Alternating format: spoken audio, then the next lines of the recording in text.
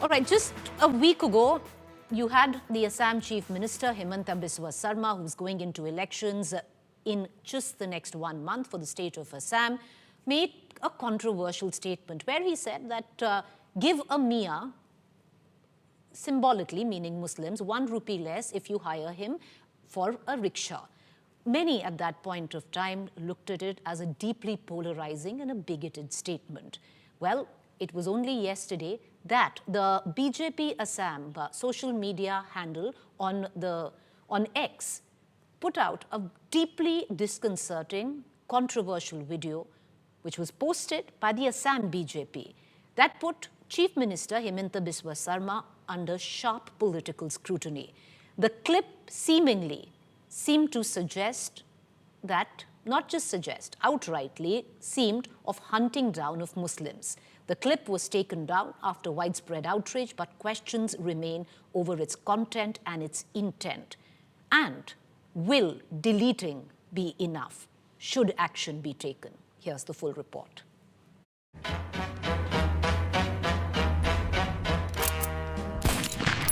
A gunshot, a bullet that targets men in skull caps. A video posted by the Assam BJP's official handle puts Chief Minister Himanta Biswa Sarma at the center of a storm. The post goes up, outrage erupts, and then it's deleted. But is deleting the post enough? The clip shows Himanta aiming and firing. Captions scream, point-blank shot, no mercy, foreigner-free Assam. This in a state where nearly 35% of the population is Muslim. Critics warn such imagery is incendiary and dangerous. Congress calls it the face of fascism. Bharatiya Janata party के साथ साथ चुनाव आयोग को, supreme court को भी स्वतः संज्ञान लेना चाहिए। क्या वो संविधान की शपथ लेते हैं? और जिस प्रकार के वो टारगेट बना के रखा आपने देखा होगा, तो ये एक चीज भारत की भी छवि खराब हो रही है कि आप किस प्रकार एक माइनॉरिटी के साथ या आप किस प्रकार व्यवहार रखते हैं, आपकी सोच क्या है? TMC says deletion does not erase incitement. AIMIM chief Asaduddin Owaisi files a police complaint, calling it a call to genocide. Owaisi urged Hyderabad police to take necessary legal action. Himanta denies targeting Muslims, says his fight is against illegal foreigners. Bangladeshi मुसलमान का खिलाफ हम लोग बोलते रहता हूँ, घुसपैठिया का खिलाफ हम लोग बोलते रहता हूँ। किस लिए? अगर मैं नहीं बोलूँगा तो वो मुझे खा जाएगा, मैं नहीं मारूंगा तो वो मुझे मारेगा। तो that is the situation of Assam. The video is gone, no apology, no explanation. Deletion may erase a post. It does not erase the message or the question. Is deleting enough?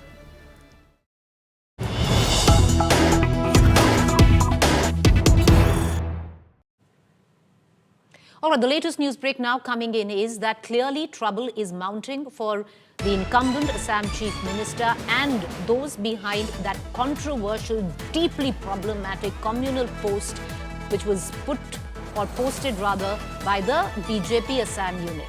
12 eminent citizens and activists have filed a plea in Supreme Court. The plea states that Himanta Biswa Sarma is inciting hatred, Assam Chief Minister making anti-Muslim statements. Former Delhi LG Najib Jung, activist John Dayal are a part as petitioners. Over 12 prominent citizens from across the country have come together suggesting that that particular tweet incites hatred.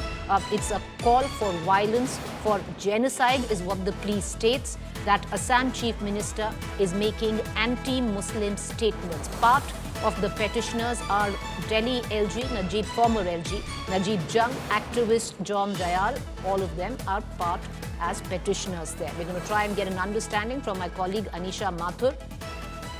All right, we don't have Anisha with us, but huge amounts of furor across the country at that one particular social media post, which was in effect taken down after widespread condemnation and protest. I am joined right now. Let's cut across. All right, I am joined right now with Mr. Gaurav Gogoi. He's a Congress MP. He's also the president of the Congress party where the state of Assam is concerned. He is the face of the Congress going into election, hoping to displace Himanta Biswa Sarma. Mr. Gogoi, thank you for taking the time out and joining us this evening. I want to ask you up front about an advertisement or a part of a campaign that has created stir. The Chief Minister, Himanta Biswa Sarma, with a gun in hand, firing at and saying that the BJP Assam Pradesh at point blank range. The BJP Assam says it was against Bangladeshis who were illegal migrants, but it has led to a huge controversy. The ad, in effect, has been withdrawn. The quality of leadership will be a key factor in this Assam election 2026. And Himanta Biswa Sarma continues to show why he is unfit to occupy the chair of the chief minister. Not only this particular case, but in recent times, there has been hate speech against a particular community that has also been taken to court. This video of him openly calling for genocide of a minority community is also absolutely illegal.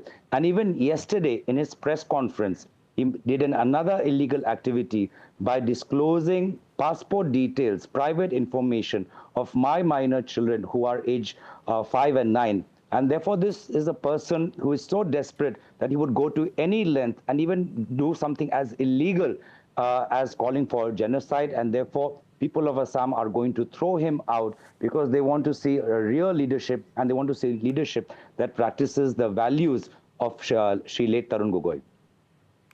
Mr. Gogoi, the Chief Minister would have us believe, and he says, and as well as Assam leaders of the BJP say, that they're out to protect the cultural and ethnic identity of the Assamese, which they believe is being destroyed because of illegal infiltration from across the border. They also say that this ad or this campaign was primarily aimed at illegal immigration. You are saying you use the word genocide. Do you believe that these ads are dog whistle promoting genocide, or as the BJP claims, promoting an ethnic and cultural identity of Assam? The BJP has got nothing to do with promoting the ethnic culture of Assam. They have ended the Assam Accord, something which meant dear to the people of Assam. They have sold close to 40,000 acres, 40,000 bighas, 12,000 acres of land to big corporate giants. These are land which belonging to the indigenous tribals of Assam who are protected under 6th schedule. The Chief Minister openly quotes people who are involved in cow smuggling, in drug smuggling, in coal smuggling. So there's by no means anyone to give a certificate on what defines culture and what does not. Well, thank you, Mr. Gogoi, for taking the time out and joining us. Joining me right now is Mr. Dushyant Dave, Senior Advocate, Supreme Court, Swapnil Kothari, Senior Lawyer, Supreme Court, Aman Lekhi, Senior Advocate, Supreme Court. Mr. Dave, we have now 12 petitioners who have gone to court, eminent people from society, saying that this was a call to violence, this was genocide, and just mere deleting that social media post is not enough. First and foremost, I think time has come for the Bharatiya Janata Party to publicly say that we must remove the word fraternity from the preamble of the Constitution. I mean, these acts are now increasing beyond imagination. It is happening consistently. It happened during 2024, election campaign. Prime Minister Modi used really very, very derogatory, words against the Muslim community. And this is now the final nail in the coffin, this, campaign advertisement. I mean, it's a disgrace that we should, as a nation, have a political party which is in power, which is a very well, regarded party, which should have a campaign like this. I mean, it really makes one sad.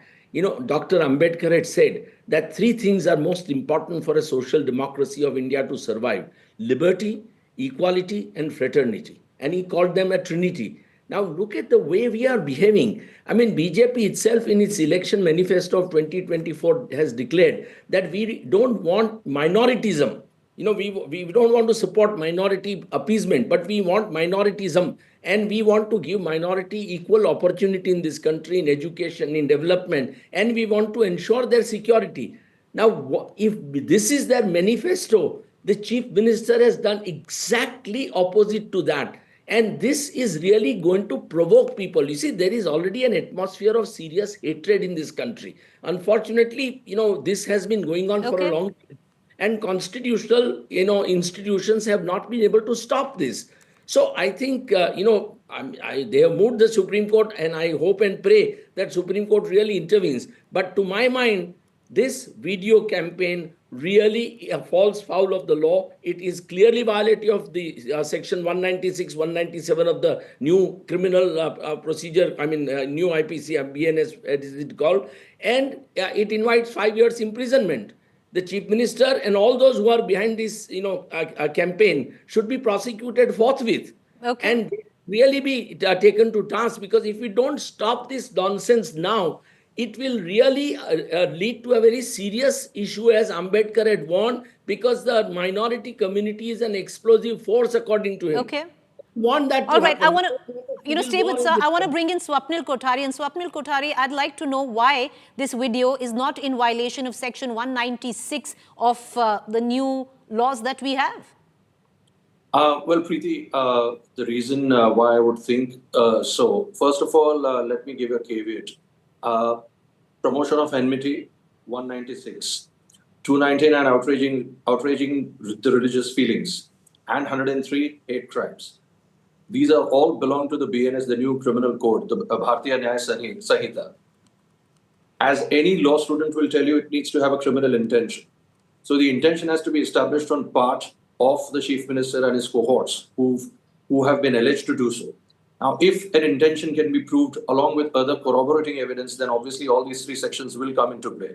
But from the looks of it, I think if at all this video was put, it was put to dissuade Bangladeshi infiltrators, from what I understand from the facts. Swapnil Kothari, I'd just like to know. That is what I've been told.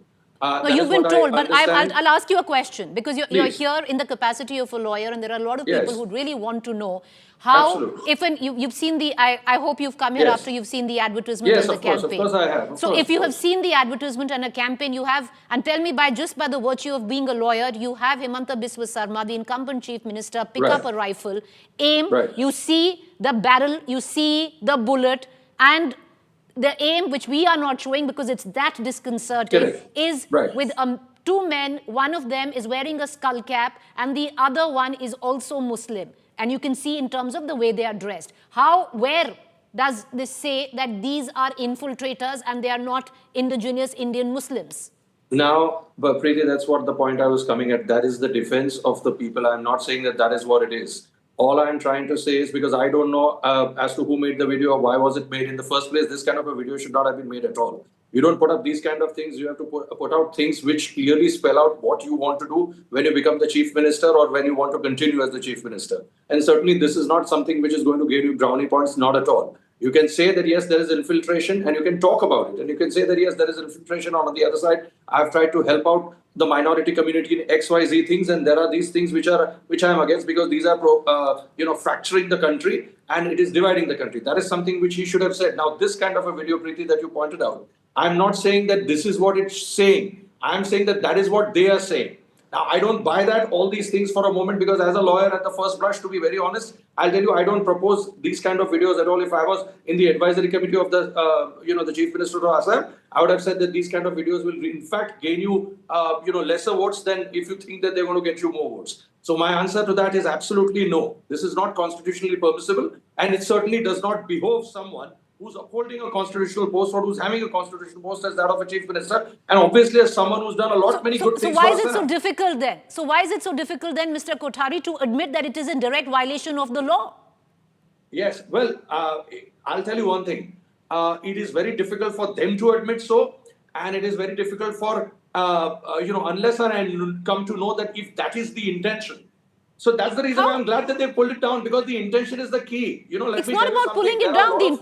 if there, one second, I want to bring in, Mr. Raman Lekhi. Let's just expand the ambit of this debate. Yes, Raman Lekhi, absolutely. senior advocate, getting you in. What is your view? Is taking down a video enough right now where, the contents of the video were very, very clear for any layman to understand that this is nothing but this is not just inciting hate, it's a call to arms? Well, if you call it controversial, you're sanitizing it with false sense and content. It is outright criminal. Now, what it shows is a constitutional authority committing communal murder. Now, it has become the digital matchsticks then, and it's a pixelated pogrom, which you see over here. Absolutely indefensible. There cannot be any debate about it. It is self-evident. I'm shocked. I'm shocked that a video like this it was circulated, and in the kind of environment we have today, which is primarily digital, once it is placed, erasure will not in any way happen through deletion, because it will be saved elsewhere and would be open for use. And the mistake has been committed. If I can't even call it a mistake. It's a blunder which is egregious. In fact, it suggests, and I hope it's not so, it suggests political messaging of some sort. It targets the community and creates a divide. That's absolutely unpardonable and totally unacceptable in a country like ours. And for anyone to in any way attempt to justify it is itself makes the entire thing even more outrageous. No right-thinking person, no person who is a committed Indian, no patriotic Indian, no Indian schooled in Indian values can ever endorse a video like this. This is unprecedented, and I hope this is the last time something like this happens. It is not something, it is not just public violence, it's public mischief, it's public disorder. It will not only target, but create a trigger of a retaliation, and there'll be more chaos still. No way can I in any way justify this particular video. Deletion is not, culpability has to be fixed. This is an institutional failure. This is not a rogue social media post. This is a conscious injection into the political spectrum of a message. And this has necessarily to be punished. And the punitive nature has to be absolutely extreme. I want to bring in Dushyant Dave back into this conversation because, Mr. Dave, the fact is we can sit here and outrage all we want that, the people behind this video need to be punished. Who takes cognizance? What is stopping the top court of our country to take cognizance of a video which was in public domain for 24 hours before it was taken down?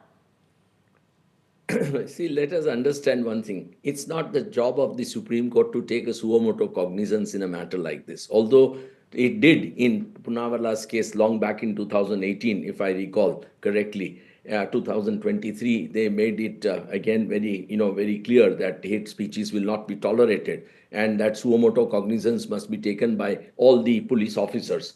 So Supreme Court has directed police officers, and I'm sure the Assam police or police in every state would be entitled to initiate criminal proceedings against. But let me say one thing to what Mr. Kothari said. I think with great respect, Mr. Kothari is completely wrong. Electronic communications are clearly offensive, and they are covered under sections 196, 197, 299, and 353. Now, therefore, this is clearly offenses have been committed. There is no doubt about the offenses having taken place. You don't need to look at mens rea. There is nothing like mens rea here. These are hate speeches. So you don't look at the mind of the person behind it. The hate speeches have been generated. The hate speeches have been given out to the people. And this whole argument of Bangladeshis is a misnomer. Because in last 11 years since Mr. Modi has become Prime Minister, only some 1,000 people have been expelled from this country.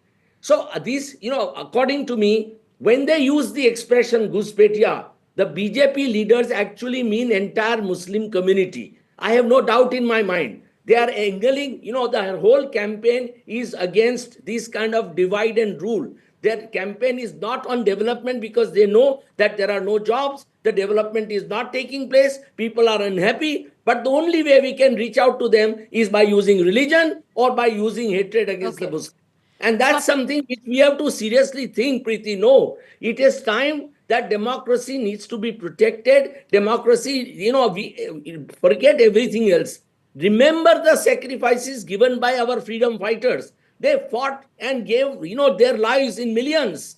We are forgetting all this. And every day you talk about Ambedkar, you talk about Sardar Patel. Both of them said that Muslims need to be protected. It was Sardar who gave minority, rights under the constitution. So what is happening is really shocking that BJP, one day, yesterday, for example, Mr. Bhagwat made very nice statements. He said, what do you talk about unity? We are all united. And see what happens now. I just want to bring in Swapnil Kothari, who wants to come in as well. Swapnil Kothari, instead of finding anything, as an excuse, why is it so difficult to admit that this... Go ahead, sir. Make your point. Because, there can be no excuse for this. Preeti, first of all, I'd just like to bring to Mr. Dave's notice that I'm fully aware that when you put up these kind of things, that offense is already committed. There is no justifiable excuse for anything of that sort. I'm only saying that that is what they're saying as way of defense. I'm not saying that the defense is substantiated or substantial or will stand anything in a court of law would have any matter or would hold any water in a court of law if they are prosecuted. That's number one. Number two, I disagree with him that to say that the BJP is entirely against the entire Muslim community. I'm sure he's not saying just on the basis of this video or anything of that sort, but he's going on the past several instances possibly in his mind. But I don't think so that is the case at all. I think the government has been, for the most part, quite more or less secular in that aspect. Now, the third part is to now call the Muslim community as a minority in this country with a 28 crore population. I think we need to change the definition of minority, or we need to remove them from the definition of minority. That is one of the things that I would suggest. And the third part, Preeti, is that be that as it may, it is very imperative that Mr. Himanta Sarma, apart from pulling it down, needs to apologize. That is what I personally believe, that an apology would stand in good stead. That if this video he can say all that he wants, that, I did not know that this video was put up and all that. He should not be going into that. As the Chief Minister, he is responsible for what comes up. He's shooting a gun in the video. How can you say it was not put up? He recorded it. I'm sorry, Mr. Kothari. I'm not saying that he is saying that.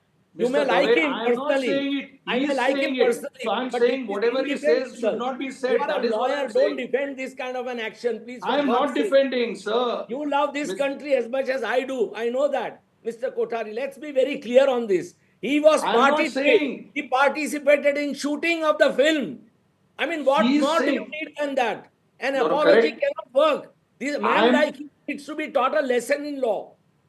All I'm trying to say, Mr. Dave, is that he said that. I'm not saying that he's... Obviously, if the video has been made with shooting him, then he knows he's aware of the video. So I'm saying that don't come out with these kind of flimsy excuses. He just needs to go out there and apologize and be ready for whatever action that needs to be taken against him or that may be taken against him.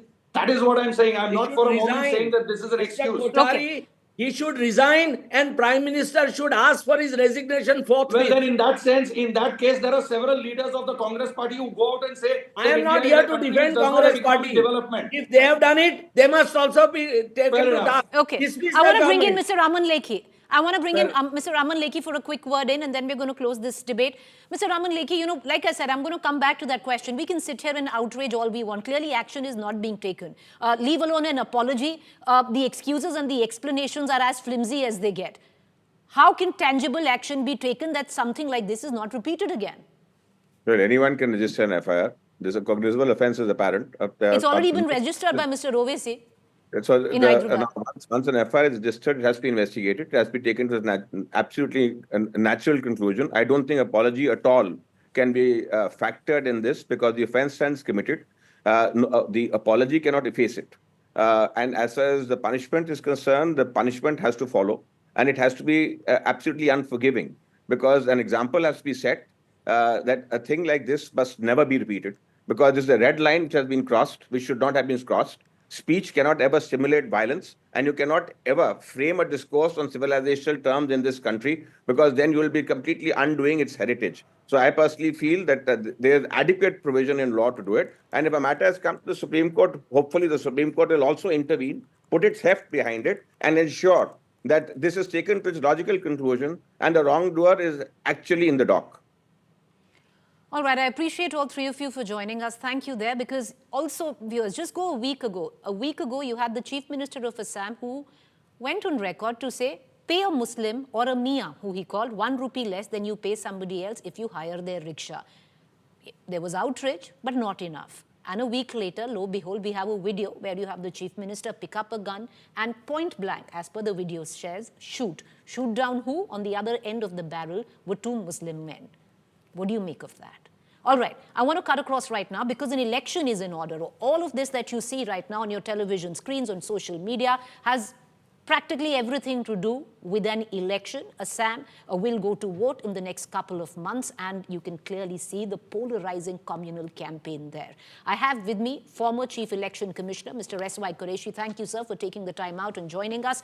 What do you make of the deeply communal, divisive and bigoted social media post that was put forth by the BJP Assam handle? Since then, it has been put down. How damaging do you think it is, especially in a state that is headed for elections?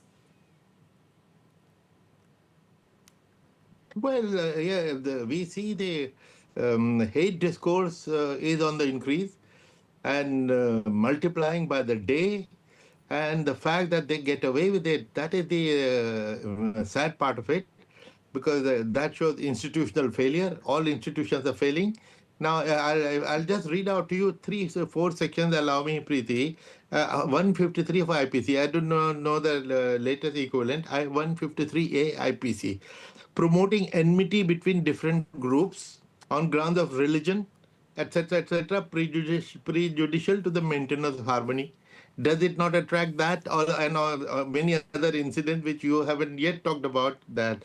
Then by word, by signs, by visible representation, this is what it is. And the punishment up to 3 years imprisonment or fine or both up to 5 years. Now, section 153B. All the entire nation should know these sections by heart. The institutions I am talking about should know them. Anyway, imputations or assertions prejudicial to national integration, that is saying a community is disloyal to India. Now, 153B of IPC. 295A of IPC, deliberate and malicious acts intended to outrage religious feelings. Is it not intended to outrage the religious feeling? You decide.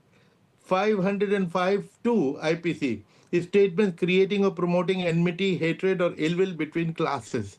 Now, this is happening with impunity by one leader after the other. They seem to be in the kind of a competition, election or no election. This is happening all the time. But police keeps quiet. They're very selective. They will catch a journalist before he even utters a word, or he or she utters a word that they were creating enmity. These sections are used only selectively, which even a blind man can see.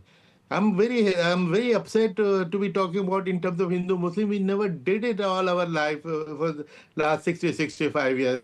But now this has become the norm. So you tell me what to do. Whatever is the court doing, the court used to jump in the suo moto on these issues.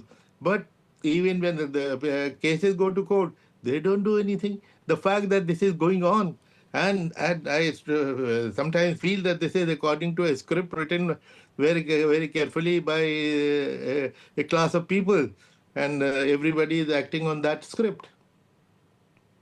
Now, Mr. Qureshi, you talk about the courts stepping in and taking suo moto cognizance and what's stopping them. I want to just expand on now what the role is of the Election Commission. I understand that the role only kicks in after the Model Code of Conduct and elections are announced. But it just shows the toothless body that the Election Commission is, because all of this is right into election season, where we're just about, 10 days before elections are announced.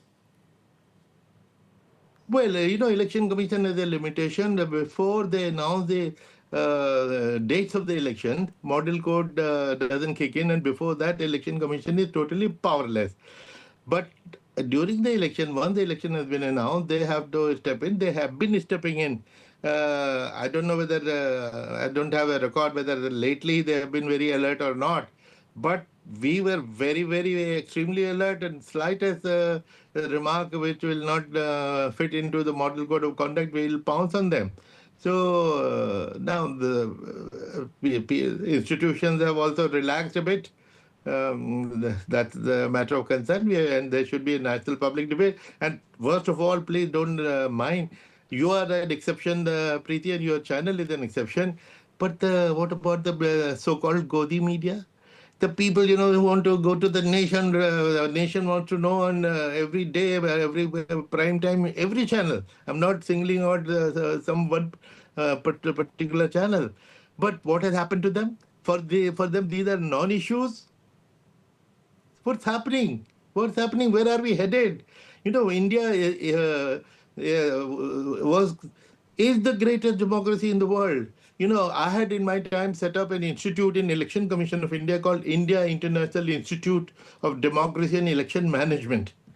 And I'm very happy to tell you that 143 countries have sent their election managers, top managers, including their chief commissioners and commissioners, to learn from India. Election-wise, we are a wish guru. Now, if wish guru becomes insensitive to these things, this is going to do a lot of damage to our global reputation, and we should be conscious of it. Just for immediate electoral gain, we close our eyes. This is very short-sighted. It may be in political interest, but it is not in national interest whatsoever, completely. Thank you, Mr. Qureshi, for taking the time out and joining us. We're going to keep a keen eye on all developments. Is deleting that post enough? And that's the question that we ask viewers.